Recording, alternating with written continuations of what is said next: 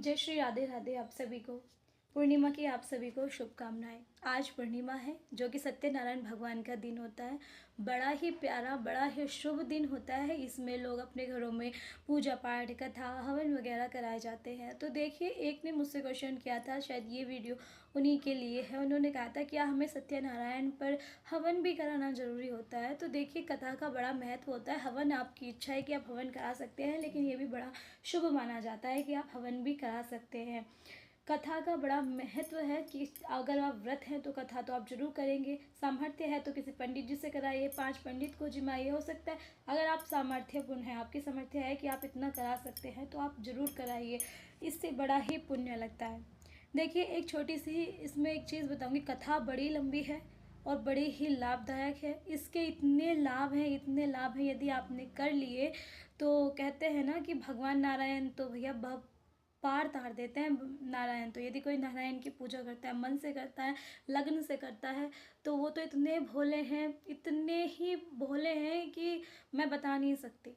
ठीक है, यदि आप लगन से करेंगे तो आपके जीवन के सारे दुख, दर्द, कष्ट और आपको मान सम्मान जो मिलेगा ना, तो वो मैं शायद नहीं बता सकती। लेकिन यदि आप मन से करेंगे तो आप खुद पे खुद जान जाएंगे। सत्यनारायण भगवान का यदि प्रसाद, देखिए एक चीज़ मैं आपको बता देती हूँ। यदि आप किसी मंदिर में जा रहे हैं और मंदिर से आपको प्रसाद मिल रहा है, उसे ज़रूर ग्रहण कीजिए। ऐसा होता है कि लोग बाग जैसे रास्ते में कोई भंडारा करा रहा है, कुछ करा रहा है, तो वहाँ आप प्रसाद ग्रहण मत कीजिए, क्योंकि लोग आप अपने पुण्य क्षीण करते हैं। यदि मंदिर में प्रसाद, मंदिर में आप पहुँच गए हैं, तो वहाँ आप प्रसाद लिए बिना नहीं जाना यदि आप मंदिर में हैं, क्योंकि प्रसाद वहाँ भगवान का ही एक स्वरूप माना जाता है प्रसाद को, कि भगवान आपको अपना मतलब प्रसाद रूप में भेंट कर रहे हैं कि आप उसे लें और स्वस्थ रहें, खुश रहें, खुशहाल रहें।